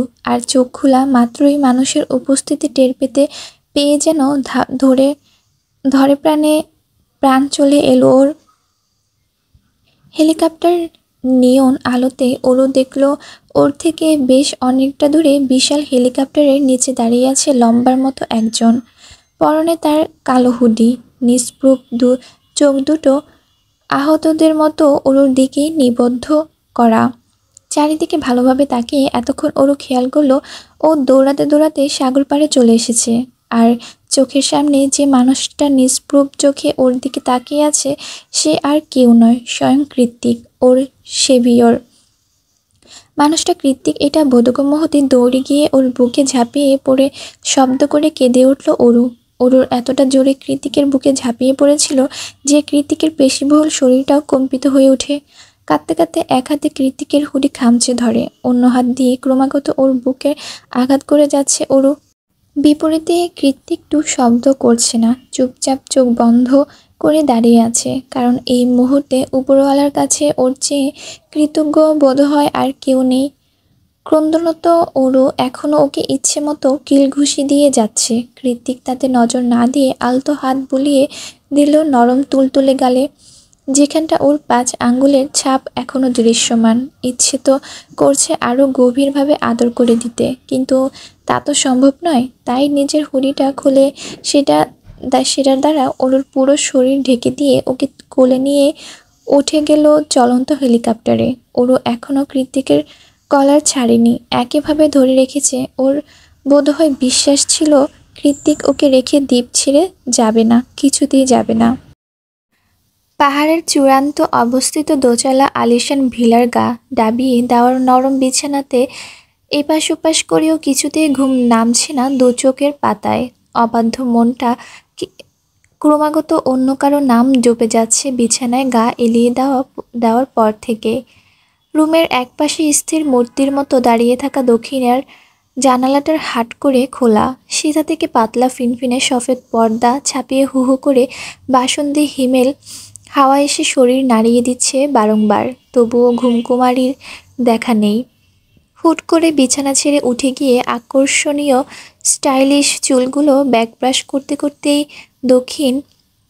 দক্ষিণ জানালার মুখোমুখি হয়ে দাঁড়ালো কৃত্তিক। কপালে তার গভীর চিন্তার ভাঁজ, ঠোঁটের ভাঁজে সিগারেট ধরিয়ে মুখে বিড়বিড়ানোর অস্পষ্ট আওয়াজ। কি করব আমি? দিনে দিনে আমার আনহেলদি অবসেশন পরিণত হচ্ছিস তুই। পাশ ফিরিয়ে তোকে দেখতে পাবো এমন দিনের জন্য আর কতদিন অপেক্ষা করতে হবে আমায়? তোকে যে আমার চাই চাই। এইটুকু বলে কৃতিকের স্বাভাবিক মুখভঙ্গি অনেকটা কাঠিন্য রূপ ধারণ করে। ব্লেডের মতো তীক্ষ্ণ চোয়ালটা শক্ত করে পুনরায় বিড়বিড়ালো সে। যে মুহূর্তে মনটাকে আর মানাতে না পারবো, ঠিক সেই মুহূর্তে এসব ফাকিং বয়সের পার্থক্য, সম্পর্কের জটিলতা কিংবা এর চেয়েও আরও বড় কোনো বাধা, সব কিছুকে জাস্ট উপরে ফেলে দেব আমি। Mind it Arora Sheikh. সেদিন আমার কাছ থেকে কেঁদে কেটেও লাভ হবে না। আমি এতটাও সদয় নই। নিজের জিনিস আমি চেয়ে নয়, কেড়ে নিই। এক মনে হাজারো কথা আওড়ে কারবার থেকে শার্ট বের করে সেটাকে টি শার্টের উপরে পরে শার্টের হাতা দুটো ভাঁজ করতে করতেই রুম থেকে বেরিয়ে যায় কৃত্তিক। গভীর অমাবস্যা রাত, মাথার উপর আজ আর চাঁদের দেখা নেই। ছোট বড় তারাকাজেরাও মেঘের আড়ালে লুকিয়ে আছে। চারিদিকে ঘুম ঘুম পরিবেশ বিরাজমান। এই মুহূর্তে সবই হয়তো ড্রিম লাইট জ্বলিয়ে ঘুমের দেশে পাড়ি জমিয়েছে, কিংবা কেউ কেউ মেতে উঠেছে ভালোবাসার আদান প্রদানের চরম প্রতিযোগিতায়। অথচ অরুর রুমে চকচকে করছে ইলেকট্রনিক বাল্বের চোখ ধাঁধানো আলো। শরীরটা ক্লান্তিতে ভার হয়ে আসছে। চোখ জোড়াও ঘুমাতে যাওয়ার জন্য নিষ্পিস করছে সেই কখন থেকে, কিন্তু তার উপায় কোথায়? এই অবস্থায় ঘুমাতে গেলে হাত পায়ের কাটাছেঁড়া জায়গাগুলোতে মলম কে লাগাবে? তাছাড়া জঙ্গলে দৌড়াতে গিয়ে পিঠের কাছেও অনেকটা কেটে গিয়েছে। সেখানটাতে আপাতত কটন দিয়ে একটু একটু করে অ্যান্টিসেপটিক লাগাচ্ছে অরু। আর খানিক বাদে চোখ ঘুরিয়ে জানালা গলিয়ে নিশুতি আধার রাতে হাতড়ে বেড়ানো জোনাকি পোকা পরক করছে, যাতে কাজ করতে করতে ঘুম না পেয়ে যায়। আবার অরু যখন নিজেকে নিজে সারিয়ে তোলার কাছে প্রচণ্ড মনোযোগী, ঠিক তখনই কোনোরূপ নক না করেই পাসওয়ার্ড টিপে ওর রুমের ভেতর প্রবেশ করে কৃত্তিক। এত রাতে আচমকা কারো উপস্থিতি টের পেয়ে অসাবধানতা লাফিয়ে ওঠে অরু। মাথা তুলে কৃত্তিককে দেখতে পেয়ে ব্যস্ত ভঙ্গিতে দ্রুত নিজের কাঁধ থেকে জামাটা তুলে ফেলে মিনমিনিয়ে বলে, মেয়ে মানুষের রুমে নক করে ঢুকতে হয়, সেটাও জানেন না? ম্যানারলেস লোক কোথাকার। তোর রুমে আবার আমাকে অনুমতি নিয়ে ঢুকতে হবে? পিচ্ছি মেয়ে একটা, দেখি কোথায় লেগেছে। কথা বলতে বলতে অরুর কাছে এগিয়ে যায় কৃত্তিক, হাত বাড়িয়ে দেয় অরুর ঘাড়ের কাছে। অরু দ্বিধাগ্রস্ত হয়ে নিজের জামাটা চেপে ধরে বলল, আপনার চেয়ে ছোট হতে পারি, তবে বয়সের দিক দিয়ে আমি অতটাও ছোট নই। নিজের গোপনীয় ক্ষতটা কৃত্তিককে দেখাতে অরু সংকোচ বোধ করছে বুঝতে পেরে কৃত্তিক হাঁটু গেড়ে অরুর মুখোমুখি হয়ে বসে ওর এক পা তুলে নেয় নিজের অরুর উপর। তারপর সেটাকে মনোযোগ সহকারে উল্টেপাল্টে দেখতে দেখতে বলে, তাই নাকি? বিয়ের বয়স হয়েছে? কি? কৃত্তিক চোখ তুলে অরুর চোখে চোখ রেখে পুনরায় শুধালো, বিয়ের বয়স হয়েছে? বরকে সামলাতে পারবি? কৃতিকের হঠাৎ কথা করা ছবুলের মতো প্রশ্নে অরুর লজ্জায় চোখ বুজে আসছে। ও দ্রুত প্রসঙ্গ পাল্টে উল্টো প্রশ্ন ছুড়ে বলে, ব্যথা পায়ে হাত কেন দিয়েছেন? আরে, আরও ব্যথা দেব বলে। কৃতিকের উত্তর চোখ মুখ কুঁচকে গেল অরুর। অবিশ্বাস্য কণ্ঠে নিজের পাটা কৃতিকের থেকে ছাড়ানোর চেষ্টা করে বলল, সত্যি আবার ব্যথা দিবেন? অরুর কথাটা বলতে যতক্ষণ সঙ্গে সঙ্গে পুরো রুমে ঝংকার তুলে শব্দ করে হেসে উঠল কৃত্তিক। কৃত্তিককে এভাবে হাসতে দেখে আপনা আপনি ফাঁক হয়ে গিয়েছে অরুর অষ্টাধর। চোখ দুটো হয়ে উঠেছে হাঁসের ডিমের মতো গোল গোল। ও কি সত্যি দেখছে নাকি সবই স্বপ্ন? বুঝে উঠতে পারছে না অরু। অরুকে সেই কখন থেকে হাঁ করে থাকতে দেখে কৃত্তিক নিজের চিরাচরিত রূপে ফিরে আসে। গম্ভীর মুখে বলে, হাঁ করে আছিস কেন? মাছি খাওয়ার শখ আছে? কৃতিকের কথার পাছে অরু অবিশ্বাসের সুরে বলে ওঠে, আপনি হাসতেও পারেন? অরুর কথার কোনোরূপ প্রতিক্রিয়া না করে কৃত্তিক হাত বাড়িয়ে বলে, ওই পা দেখি। অরু সামান্য উকি দিয়ে দেখল ওর একটা পায়ে খুব সুন্দর করে ব্যান্ডেজ বেঁধে ফার্স্ট এইড করে দিয়েছে কৃত্তিক। এরপর আরেকটা পাও নিজের উপর অরুর রেখে ঘুরিয়ে দেখতে দেখতে বলল, এই পায়ে নূপুর কোথায়? অরু ঠোঁট উল্টে অসহায় সুরে বলল, হারিয়ে ফেলেছি। এই নূপুরটা আমার খুব পছন্দের ছিল জানেন, তাই তো একটা হারিয়ে যাওয়ার পরেও আরেকটা খুলিনি। নূপুরের প্রসঙ্গ পাল্টে অন্য পায়ে ব্যান্ডেজ লাগাতে লাগাতে হঠাৎ করে কৃত্তিক শুধালো, আচ্ছা অরু, সেদিন ক্যাথলিন তোকে রেগেমেগে কি এমন বলেছিল?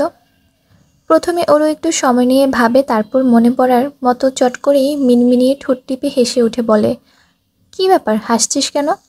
ওরও হাসতে হাসতে জবাব দেয়, হাসবো না? এলিসা আপুর কাজিন তো আপনার জন্য এক কথায় ফিদা। রাগে গজগজ করতে করতে আমাকে কত কথাই না শোনালো সেদিন।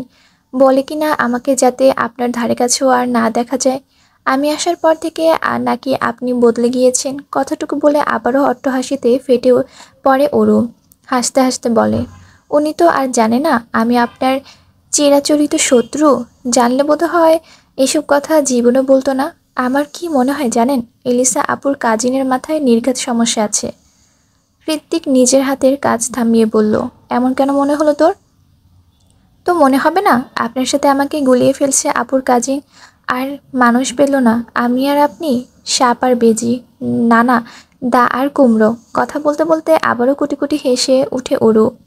এতক্ষণ ধরে বসে বসে অরুর কথার বহর শুনে গেলেও ওর শেষ কথাটা বোধহয় পছন্দ হয়নি কৃতিকের। অরুর হাসির মুখের দিকে এক নজর বীভৎস চাহনি নিক্ষেপ করে সঙ্গে সঙ্গে ওর ব্যান্ডেজ করা ক্ষত পাটা শক্ত করে চেপে ধরল কৃতিক। কৃতিকের হাতের বাঁধনটা এতটাই বেশি শক্ত ছিল যে হুট করেই অরুর মনে হলো ওর কলিজা ধরে টান দিয়েছে কেউ। হঠাৎ করে এমন প্রচণ্ড ব্যথায় আঁতকে উঠে শব্দ করে চিৎকার দিয়ে উঠল অরু, আহ, কি করছেন? ব্যথা কেন দিচ্ছেন? কৃত্তিক ওর পাটা ধরে মোড়ে সরিয়ে দিয়ে চোয়াল শক্ত করে বলল, আমি তোর নার্স কিংবা সার্মেট নই যে রাজ্যিকে বসে বসে তোর ক্ষততে মলম লাগাবো। ধাক্কা লেগে ক্ষত থেকে পুনরায় তরতাজা রক্ত বেরিয়ে এসে সাদা ব্যান্ডেজ রক্তরাঙ্গা হয়ে ভিজে উঠেছে। ওরও সেখানটায় হাত দিয়ে চেপে ধরে চোখ খিচে রেখেছে। বন্ধ চোখ জোড়া থেকে নিঃশব্দে গড়িয়ে পড়ছে অশ্রুসিক্ত নোনা জল।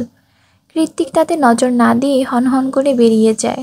যাওয়ার আগে শেষবারের মতন পিছনে ঘুরে মনে মনে আওড়ায়, তোর ভুল ধারণা খুব শীঘ্রই ভেঙে যাবে অরু। তুই আমার না হলে অন্য কারণ না। সন্ধ্যা হতে না হতেই স্ফটিকের লাল নীল বেগুনি আলোর ঝলকানিতে চিকচিক করছে সুবিশাল ক্লাবের চারিদিক। ভেতর থেকে ডিজে গানের ধিম ধিম আওয়াজ ভেসে আসছে রাস্তা পর্যন্ত। একে একে ভেতরে প্রবেশ করছে ক্যাডিলাক, মার্সিডিজের মতো নামিদামি গাড়ির বহর। পৃথিবীতে হাতে গোনা নামিদামি যে কয়েকটা ক্যাসিনোর ক্লাব রয়েছে তার মধ্যে ব্যাংককের কিং ক্লাব একটি। বছরের বিভিন্ন সময় পৃথিবীর নামিদামি পকার প্লেয়াররা জুয়ার টাকার জেতার জন্য জমায়েত হয়ে এখানেই আসে। একের পর বেট ধরে জিতে নেয় কোটি কোটি টাকা। এলিসাও তাদের মধ্যে একজন, সবার প্রিয় নাম্বার 13। এই নামেই সবাই ওকে চেনে। সবার ভালো মতোই জানা যেই ক্লাব ওকে নিতে পারবে তারাই তরতর করে সবচেয়ে ধনী ক্যাসিনোর ক্লাবে পরিণত হবে। কিন্তু এলিসা তো আর এসবে জড়াবে না। আজকে এই পাপের দুনিয়াতে ওর শেষ দিন। শুধু একবার ভালোই বাবাকে নিয়ে ফিরতে পারলেই হল। স্ফটিকের আলোতে ঝলঝল করতে থাকা কিং ক্লাবের নেম প্লেটের সামনে মুখোমুখি হয়ে দাঁড়িয়ে আছে ওরা চারজন। চারিপাশে পরিবেশের সাথে তাল মিলিয়ে এলিসার বেশভূষাও চোখ ধাঁধানো আজ। ঝিকিমিকি টপস আর লেগিংসের সাথে পায়ে এঁটে আছে কয়েক ইঞ্চি লম্বা পেন্সিল হিল। মেকআপের আস্তরণের সাথে ম্যাচিং করে ঠোঁটে গাঢ় লাল লিপস্টিক, চোখে কালো সানগ্লাস। ওর পাশে স্যুট বুট পরে ফর্মাল লুকে দাঁড়িয়ে আছে সায়র। চোখে পড়েছে মোটা ফ্রেমের চশমা। দেখতে তাকে পুরোপুরি অ্যাসিস্ট্যান্টের মতোই লাগছে। সায়রের পাশে বাইকে হেলান দিয়ে দাঁড়িয়ে আছে লেদার জ্যাকেট আর হেলমেট পরিহিত জেকে। চারিদিকে উকিঝুঁকি দিয়ে সবটা পরখ করে অর্ণব এগিয়ে এসে বলল, গাইস, সব ঠিকঠাক। এলিসা, তুই সায়রকে নিয়ে ফ্রন্ট গেট দিয়ে ভেতরে প্রবেশ কর। আমি বেসমেন্ট ঢোকার সাথে সাথেই কাজ শুরু করব। মনে রাখিস, হাতে মাত্র 10 মিনিট সময়। আই রিপিট, মাত্র 10 মিনিট। এরপর আর এতগুলো সার্ভার একসাথে নিজের কন্ট্রোলে রাখতে পারবো না আমি। আর জেকে, তুই এখানেই ওয়েট কর। এলিসা ওর বাবাকে নিয়ে বের হওয়ার সাথে সাথে তুই এলিসাকে নিয়ে চলে যাবি। ওর বাবাকে আমরা ম্যানেজ করব। কথাটুকু শেষ করে সবার কানে একটা করে ব্লুটুথ লাগিয়ে দিল অর্ণব। নাও গো। 10 মিনিট প্রায় শেষ হতে চলল। কৃত্তিক শুকনো নজরে কাচের দেওয়াল বেষ্টিত ক্লাবের দিকে তাকিয়ে আছে। এত দূর থেকে ভেতরে কোনো কিছুই ঠাউর করার উপায় নেই। শুধু বোঝা যাচ্ছে এতক্ষণ ধরে জ্বলতে নিভতে থাকা ঝিকিমিকি আলোর বহর হুট করেই পুরোপুরি নিভে গিয়েছে। ভেতরের মিউজিক আলো দুটোই নিভে যাওয়ার দরুন কৃত্তিক সচকিত হয়ে ব্লুটুথ মনোযোগ দিল। কিন্তু না, ওপাশ থেকে কোনো আওয়াজ নেই। তৎক্ষণাৎ কোথা থেকে যেন দৌড়ে এলো অর্ণব। আশেপাশে এক নজর চোখ বুলিয়ে উদ্বিগ্ন হয়ে শুধালো, 10 মিনিট শেষ হতে চলল, ওরা কোথায়? কৃত্তিক ঠোঁট কামড়ে বলল, ঠিক বুঝতে পারছি না। কোনো বড় বিপদ হওয়ার আগে আমাদের ভিতরে যাওয়া দরকার। সায়র যা ভিতর ডিম, ওরে ভরসা নেই। কৃত্তিকের কথায় সায় জানিয়ে অর্ণব তৎক্ষণাৎ ক্লাবের দিকে হাঁটা দেয়। পেছন থেকে কৃত্তিক আবারও ডেকে ওঠে ওকে। কৃত্তিকের ডাকে সাড়া দিতে অর্ণব ঘাড় ঘুরিয়ে পেছনে চাইলে ওর দিকে একটা রিভলভার ছুড়ে দিয়ে কৃত্তিক বলল, ক্যাচ ইট। অর্ণব রিভলভারটা ক্যাচ করে হাতে নিয়ে উল্টে পাল্টে দেখে বিস্ময় হতবাক হয়ে কৃত্তিকের চোখের দিকে চাইল। নিজের কোমরের খাজে আরও একটা রিভলভার খুঁজতে খুঁজতে হালকা চোখ টিপে কৃত্তিক বলে, for safety purpose. After all, ভেতরের সবার কাছে এটা আছে। এলিভেটর দিয়ে ওরা দুজন যখন ক্লাবের সবচেয়ে বড় হলরুমটায় প্রবেশ করে তখন চারিদিকে নিস্তব্ধতার ঘেরা। এত মানুষ, এত হইহট্টগোল, সব কেমন হাওয়ায় উবে গিয়েছে। বাইরে থেকে আসা নিয়ন আলোতে স্পষ্ট দেখা যাচ্ছে চারিদিকে টেবিলের চেয়ারগুলো উল্টেপাল্টে মুখ থুবড়ে পড়ে আছে। অর্ণব আর কৃত্তিক ভ্রু কুঞ্চন করে চোখাচোখি করল। অর্ণব নিচু সুরেই বলল, হোয়াটস রং? সবাই কোথায় হাওয়া হয়ে গেল? যে যেখানে খুশি যাক। এলিসার বাবাকে আমার মোটেও সুবিধার মনে হয় না। লোকটা চরম দ্রুত। এই মুহূর্তে এলিসা আর সায়রকে সেফ রাখাই আমাদের মেইন টার্গেট। কৃতিকের কথায় অর্ণব হ্যাঁ সূচক মাথা নাড়ালো। তখনই ওর পায়ের সাথে ধাক্কা লেগে একটা কাচের ক্যাসিনো সাজানো টেবিল ঝনঝন করে মেঝেতে পড়ে যায়। সঙ্গে সঙ্গে হলরুমে লাইট জ্বলে ওঠে। ভেতরের রুম থেকে একে একে বেরিয়ে আসে সবাই। সায়র আর এলিসার কপাল বন্দুক ঠেকিয়ে রেখেছে স্বয়ং এলিসার বাবা। ওদের দুজনের দেখা মাত্রই খুনখুনিয়ে কেঁদে ওঠে সায়র। অর্ণব ওর দিকে তাকিয়ে বিরক্ত সুরেই বলে, মেয়েদের মতো কাঁদছিস কেন? হাদারাম, তোদের বাঁচাতেই তো এলাম। কৃত্তিক এগিয়ে গিয়ে এলিসার বাবার মুখোমুখি হয়ে দাঁড়িয়ে বলল, আবারও নিজের মেয়ের সাথে নোংরা চাল চালালেন মিস্টার ত্রিপিটক। কৃতিকের কথায় লোকটার কপট হেসে বলল, এত কথা ভাল লাগছে না, চলো সহজ ডিলে আসি। তুমি তোমার বন্ধুকে নিয়ে চলে যাও আর আমাকে আমার মেয়ের আমার কাছে রেখে যাও। ওকে ছাড়া আমার ক্যাসিনো বিজনেসটা এখনও নড়বড় হয়ে আছে। লোকটার কথায় কৃতিক ঠোঁট কামড়ে একটু তাচ্ছিলের করে হাসলো, অতঃপর ঘাড় কাত করে বলল, গেলে আমরা চারজনই যাব, প্রয়োজনে পড়লে আপনাকে উপরে পাঠিয়ে যাব, কারণ আপনাদের মতো মানুষের প্যারেন্টস হওয়ার কোনো যোগ্যতাই নেই। কথাটা শেষ করার সঙ্গে সঙ্গে কেউ কিছু বুঝে ওঠার আগে এলিসাকে টান দিয়ে ওর মাথায় রিভলভার ঠেকালো কৃতিক। কৃতিকের কাণ্ডে এবার অর্ণব কিছুটা ভরকে গিয়ে বলল, জেকে কি করছিস? অর্ণবের কথায় কান না দিয়ে কৃতিক এলিসার বাবাকে বলে, আপনি ওকে মারতে পারতেন না ত্রিপিটক, কারণ এলিসা আপনার সোনার ডিম পাড়া হাঁস, বাট আমি পারবো, কারণ ও আমার 2 পয়সারও কাজেও আসে না। ইভেন নিজেকে বাঁচানোর জন্য শুধু এলিসা কেন, ওদের সবাইকে মারতেও আমার 1 মিনিটের টাইম লাগবে না। এলিসার বাবা হেসে বলল, ভয় দেখাচ্ছ? কৃতিক তৎক্ষণাৎ সায়রের পা বরাবর একটা গুলি করে দেয়। গুলির আওয়াজে গগন কাঁপিয়ে চিৎকার দিয়ে ওঠে সায়র। এলিসা, অর্ণব ওরাও ভয়ার্ত চোখে তাকিয়ে আছে কৃতিকের দিকে। নিজের বন্ধুকে এভাবে উইদাউট ওয়ার্নিং গুলি করাতে এলিসার বাবাও খানিকটা ভরকে গিয়েছে, মনে মনে ভাবছে, এই ছেলে যে যখন তখন এলিসাকে গুলি করে দেবে না তার কোনো গ্যারান্টি নেই। চারিদিকে গুমট পরিবেশ বিরাজমান। কৃতিক এলিসাকে নিয়ে 1 পা 2 পা করে মেন গেটের কাছে চলে এসেছে। সায়র এখনও বসে বসে কাঁদছে। কৃতিকের অর্ণবকে চোখ দিয়ে ইশারা করতে অর্ণবও ধীরে ধীরে দরজার কাছে চলে যায়। ওদিকে এলিসার মাথায় গান পয়েন্ট করে রাখার এলিসার বাবা নড়তেও পারছেন না, চড়তেও পারছেন না। অর্ণব কাছে এগিয়ে আসতেই কৃতিক স্পষ্ট বাংলায় বলে, দরজার গুপ্তমন্ত্র বদলে ফেল অর্ণব।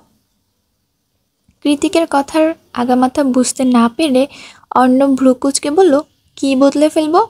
অর্ণব বিরক্ত হয়ে বলল, আরে ভাই, গুপ্ত মন্ত্রটা আবার কি?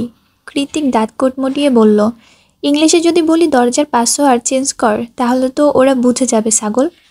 কৃতিকের কথায় অর্ণব দ্রুত পাসওয়ার্ড বদলানোর কাজে লেগে পড়ে। ওদিকে অর্ণবকে বুঝাতে গিয়ে এলিসার বাবা সহ সকলে কৃতিকের পালানোর উদ্দেশ্য ধরে ফেলেছে। তাই তারাও ধীর পায়ে ওদের ধরার জন্য এগিয়ে আসছে। সায়র এখনো পা ধরে বসে বসে কাঁদছে। ডান। অর্ণব শব্দটা উচ্চারণ করতেই দ্রুত দরজা খুলে বাইরে বেরিয়ে যায় ওরা 3জন। যাওয়ার আগে দরজার ঠিলে সায়রের উদ্দেশ্যে কৃতিক চেঁচিয়ে বলল, দ্রুত আয় গাধা, তোর পায়ে কিছু হয়নি, তাকিয়ে দেখ, গুলিটা প্যান্টে ঢুকেছে। কৃতিকের কথা কোনো কানে পৌঁছাতেই সচকিত হয়ে তখনই তড়িৎ বেগে দৌড়ে দরজার বাইরে চলে এলো সায়র, এবং আর 1 সেকেন্ডও অপেক্ষা না করে দরজাটা সশব্দে লাগিয়ে দিল কৃতিক। যেহেতু অর্ণব পাসওয়ার্ড বদলে দিয়েছে, তাই এলিসার বাবা সহ ক্লাবের সবাই কক্ষের মধ্যেই আটকা পড়ে গিয়েছে। বাইরে এসে এলিসাকে ধাক্কা মেরে অর্ণবের বুকে ঠেলে দিয়ে সায়রের হাত টেনে ওকে নিয়ে দৌড়াতে লাগলো কৃতিক। হঠাৎ এলিসাকে এত কাছে আবিষ্কার করে ওর গালে টুক করে কয়েকটা চুমু খেয়ে নিল অর্ণব। এলিসা বিরক্ত হয়ে কটমটিয়ে কিছু বলবে, তার ফুরসুরতো না দিয়ে ওর হাত ধরে অর্ণবও দৌড়াতে লাগলো সগতিতে। পেছনে একবার চোখ ঘুরিয়ে পর্যবেক্ষণ করে দৌড়াতে দৌড়াতে কৃতিক বলল, তাড়াতাড়ি চল, ওরু বিলাতে একা আছে। সায়র ছোটার গতি কমিয়ে দিয়ে বলল, তাড়াতাড়ি যাওয়ার কি আছে ভাই, অর্ণব তো পাসওয়ার্ড চেঞ্জ করে দিয়ে এলো। কৃতিক অর্ণবের দিকে তাকিয়ে শুধালো, অর্ণব কঠিন পাসওয়ার্ড দিয়েছিস তো? দৌড়াতে দৌড়াতে অর্ণব মিনমিনিয়ে জবাব দিল, তাড়াহুড়োর মাথায় কিছু আসেনি, তাই এলিসার নাম দিয়ে এসেছি। অর্ণবের কথায় ওরা সবাই আহাম্মক বনে গেল। কৃতিক দাঁত কিরমির করে বলল, ইডিয়েট, আগে বলবি না, জলদি দৌড়া। ক্লাবের নিচে বাইক রাখা ছিল। একটা বাইকে কৃতিক আর সায়র উঠে পড়ে, অন্যটাতে এলিসা আর অর্ণব। অর্ণব রাইড করতে পারে না, তাই এলিসাই ওদের বাইকটা রাইড করছে। রাইড করে কিছু দূর যেতেই পুলিশে কল দিয়ে সায়র নিজের নাম পরিচয় গোপন রেখে ক্যাসিনো ক্লাবের ঠিকানা দিয়ে দিয়েছে। ওরা এখন পুরোপুরি আশঙ্কামুক্ত। ব্যাপারটা বুঝে আসতেই বাইক এসেই বসেই গুনগুনিয়ে গান ধরেছে সায়র। কৃতিক রাইড করতে করতে বলল, কিরে, এমন একটা সময় তোর গানও মনে পড়ছে? একটু আগেই তো ভ্যা ভ্যা করে মেয়েদের মতো কেঁদে ফেলেছিলি। তা কাঁদবো না? তুই কিভাবে পারলি আমাকে পয়েন্ট করে গুলি ছুটতে? তোর গায়ে তো আর লাগেনি। আমার নিশানার উপর আমার কনফিডেন্স আছে। কি করে শিখলি এত ভালো গান পয়েন্টিং? কৃত্তিক মৃদু হেসে বলল, মন্ত্রীর ছেলে বলে সেলফ প্রোটেকশনের জন্য বাবা স্পেশাল ট্রেনিং দিয়ে শিখিয়েছিলেন। কৃতিকের কথায় সায়র ঠোঁট উল্টে মাথা নাড়ল। বাংলাদেশের কথা মনে পড়তেই সব রেখে কৃতিকের মস্তিষ্কে হানা দেয় শুধুমাত্র অরু। অরুর কথা মাথায় আসতেই কৃত্তিক বলে, সায়র ধরে বস। আমাকে আমাকে কি তোর মেয়ে মনে হয় যে সিনেমাটিক ওয়েতে তোরে ধরে বসবো? না ধরলে নাই, আমি জাস্ট ওয়ার্ন করলাম। কথাটা বলে হাওয়ার বেগে বাইকের স্পিড বাড়িয়ে দিল কৃত্তিক। সঙ্গে সঙ্গে ওর কোমর চেপে ধরে সায়র কাঁপতে কাঁপতে বলে, একটু স্পিড কমা ভাই, ভয় করছে, বমি করে দেবো তো। পসিবল না, ওরও একা আছে। এই বলে আবারও ফ্লাইওভারের টার্ন নিল কৃত্তিক। সামনে পিছনে চারিদিকে সবকিছু ঘোলাটে লাগছে, মাথার চলন্ত ফ্যানের ন্যায় ভরমন করে ঘুরছে। পেটের মধ্যে নাড়িভুড়ি দলা পাকিয়ে গলার কাছে চলে এসেছে, হাত পা থরথরিয়ে কাঁপছে। বাইক থেকে নেমে হেলে দুলে কেবলই নিজের রুমে এসেছে সায়র, তবুও এখনও হৃৎপিণ্ডটা কেমন ধুকপুক করছে ওর। হাই স্পিডে বাইক রাইড দিয়ে ওকে এক প্রকার রোগী বানিয়ে ছেড়ে দিয়েছে কৃত্তিক। রুমে এসে মনে মনে কৃত্তিকের 14 গোষ্ঠী উদ্ধার করেছে সায়র। হাত পা ছড়িয়ে বিছানায় গা এলিয়ে দিয়ে জোরে শ্বাস নিতে নিতে কটমট করে সায়র বলল, কোন অলক্ষণে ওর মতো মানুষ আমার বন্ধু হয়েছিল কে জানে। কখনো ঠাস করে গুলি মেরে দিচ্ছে, তো কখনো বাইকে চড়িয়ে কলিজার হাতে ধরিয়ে দিচ্ছে, সাইকো একটা। সায়র কথাটা শেষ করতে পারল না, তৎক্ষণাৎ ধাপ ধাপ করে দরজা ঠেলে রুমে ঢুকে পড়ল। কলার চেপে ধরে কৃত্তিক দাঁতে দাঁত পিষে বলল, আমার অরু কই? আচমকা আক্রমণে লাফিয়ে উঠে বসল সায়র, কাঁদো কাঁদো কণ্ঠেই বলল, তোর সমস্যা কি জেকে? অরু হারিয়ে গেলেই তুই আবার সব সময় আমাকে তেড়ে আসিস কেন ভাই? আমি কি তোর অরুকে পকেটে লুকিয়ে রাখি? তারপর নিজের পকেটে কৃত্তিক চোখের সামনে ধরে বলল, দেখ, এই দেখ, কোথায় তোর অরু? কোথাও নেই। সায়রের ফাজলামো গায়ে না মেখে কৃত্তিক পুনরায় শুধালো, দেখেছিস কিনা সেটা বল। কৃতিকের অগ্নিমূর্তি লক্ষ্য করে শুকনো ঢোক গিলে এদিক ওদিক মাথা নাড়ল সায়র। কৃত্তিক সায়রকে ছেড়ে এলিসা আর অর্ণবের দরজায় গিয়ে সশব্দে কড়া নাড়ল। ওরাও মাত্রই রুমে প্রবেশ করেছিল। কৃত্তিকের ডাকে দ্রুত বেরিয়ে এসে এলিসা শুধালো, কি হয়েছে জেকে? এলিসার মুখটা মলিন, নিজের বাবার বিপদের কথা চিন্তা করতে গিয়ে দ্বিতীয়বার ঠকেছে মেয়েটা। বাবার হাতে মরতে মরতে কোনো মনে বাজ ফিরেছে আজ, তাই নিজের রাগ ঢাক ভেতরে পুরে শান্ত সুরে কৃত্তিক বলল, ওরুকে দেখেছিস এলিসা? এলিসা ভ্রুকুঞ্চিত করে বলল, কেন, রুমে নেই? এত রাতে কোথায় যাবে? কোথাও নেই দেখি তো তোদের জিজ্ঞেস করছি। ততক্ষণে অর্ণব নিজের রুম থেকে বেরিয়ে এসেছে। সবটা শুনে ও বলল, চল রিসেপশনে একটা বার জিজ্ঞেস করে দেখি, কোথাও বেরোলো তো ওরা ওখান থেকেই বেরিয়েছে। অর্ণবের কথা যুক্তিসঙ্গত মনে করে হ্যাঁ সূচক মাথা নাড়িয়ে সেদিকে এগিয়ে গেল কৃত্তিক। ওরা চারজন রিসেপশনের এসে জানতে পারে খানিকক্ষণ আগেই বেরিয়েছে অরু। কোথায় বেরিয়েছে সেটা তারা জানে না। রিসেপশনিস্টের কথায় মাথায় রক্ত চড়ে গিয়েছে কৃত্তিকের। মনে মনে ঠিক করেই নিয়েছে আজ অরুকে পেলে ওর হাতে মার খেতে খেতে অরুর খবর আছে। অর্ণব সায়র এগিয়ে এসে বলল, এখন কি করবি? কৃত্তিক চোয়াল শক্ত করে বলল, ইডিয়েট একটা, আমাকে চিন্তায় না রাখলে শান্তি হয় না মেয়েটার। আজ খুঁজে পেলে খবর আছে ওর। নিজের অর্ধেক বয়সী স্টেপ সিস্টারের জন্য কৃতিকের এমন বেসামাল উদ্বিগ্নতা দেখে আবারও নতুন করে প্রশ্ন জাগে ওদের তিনজনের মনে। কেন এত উন্মাদনা? কিসেরই বা এত আসক্তি? প্রায় ঘণ্টাখানেক সিবেচের মাথা ও মাথা হাতড়ে বেরিয়েছে কৃত্তিক, সেই সাথে সায়র, অর্ণব, অরুকে খুঁজছে হন্য হয়ে। রাত তখন প্রায় 10টা ছুঁই ছুঁই। চারিদিকে ঘুটঘুটে আধার ছপিয়ে সাগরের তীর আলোকিত হয়ে জ্বলছে সোডিয়ামের নিয়ন আলো। নিস্তব্ধতা ঘেরা সমুদ্র তীরে ঢেউয়ের গর্জন ভেসে আসছে বারে বারে। রাত গভীর হয়ে যাওয়ায় একে একে মানুষ ফিরে গিয়েছে স্বগন্তব্য। কৃতিকের বেজায় অস্থির লাগছে, চোখ দুটো বারবার এদিক ওদিক ঘুরে বেড়াচ্ছে। এভাবে ঘুরপাক করতে গিয়ে ওর চোখ আটকে যায় অদূর থেকে হেঁটে আসা লম্বা চুলের মেয়েটার দিকে। কৃত্তিক চোখ বন্ধ করে বলে দিতে পারে ওই মেয়েটাই অরু। তাই ও আর স্থির না থেকে হনহনিয়ে হাঁটা ধরল অরুর পানে। অনেকটা দূরত্ব ঘুচে গিয়ে কৃত্তিক যখন পুরোপুরি অরুর মুখোমুখি, ঠিক তখনই কৃত্তিককে দেখে পেয়ে ভূত দেখার মতো চমকে উঠল অরু। অন্তরাত্মা কেঁপে উঠল অজানা আতঙ্কে। মনে মনে ভাবল, আজ আমি শেষ। রিপ, অরোরা শেখ। অরুর পেছনে আরও দুটি থাই মেয়ে ছিল, হাতে তাদের ঘুড়ি আর লাটাই। কৃত্তিক তাদেরকে এক নজর পরখ করে অরুর কাছে এসে ওকে সজোরে চড় মারতে উদ্যুক্ত হয়েও থমকে যায়। উল্টে দুহাত দিয়ে টান মেরে আচমকা টেনে নিয়ে নিজ বুকের মধ্যিখানে। এক্ষুনি গালে চড় হামলে পড়বে সেই ভয়ে চোখ মুখ খিচেই রেখেছিল ওরু। কিন্তু কিছু সময় যেতেই শরীরের শিহরণ জাগার সেই স্যান্ডালউড পারফিউমের ঘ্রাণটা নাকের খুব কাছাকাছি অনুভব হতেই পিটপিট করে চোখ খুলল ও। আবারও একই ঘোর লাগানো অনুভূতি। কৃতিকের শরীরে শুকিয়ে যাওয়া ঘাম, পারফিউম, ধুলোবালি মিশ্রিত এই মাতাল মাতাল পুরুষালী সুঘ্রাণটা কিছুতেই সহ্য করতে পারে না অরু। হাত পা কেমন অসাড় হয়ে যায়, কান গাল সব কিছু ছুঁয়ে যায় অজানা উষ্ণতায়। বারবার বেসামাল হয়ে ওঠে ভেতরের সুপ্ত নারী সত্তাটা। অথচ কৃত্তিক ওকে নিজের বুকের মাঝে এমনভাবে শক্ত করে চেপে ধরে রেখেছে যে কৃতিকের শরীরের নেশা ধরানো সুঘ্রাণটা ক্রমাগত অরুর হৃদয়ে গিয়ে ঠেকছে। খানিকক্ষণের নীরবতা ভেঙে কৃত্তিক উদ্বিগ্ন সুরে শুধালো, অরু, তোর বয়স কত? কোথায় গিয়েছিলি, কেন গিয়েছিলি, কিভাবে গিয়েছিলি? কোনোরূপ প্রয়োজনীয় প্রশ্ন না করে এমন একটা অদ্ভুত প্রশ্ন করায় অবাক হয়ে মুখ উঁচিয়ে কৃতিকের চোখের দিকে চাইল অরু। পরক্ষণেই ওর চোখগুলো কৃতিকের পেছনে দাঁড়িয়ে থাকা আরও 3 জোড়া চোখের দিকে, যারা এই মুহূর্তে রিয়েলিটি শো দেখার মতো করে অষ্টাদশীর প্রেমে বেসামাল হয়ে ওঠা জায়ান্ট কৃতিক চৌধুরীকে দেখছে। সবাইকে এভাবে হাঁ করে তাকিয়ে থাকতে দেখে ওরু মুখ কাঁচামুচো করে নিজেকে ছাড়ানোর চেষ্টা করে বলল, ছাড়ুন, সবাই কি ভাবছে?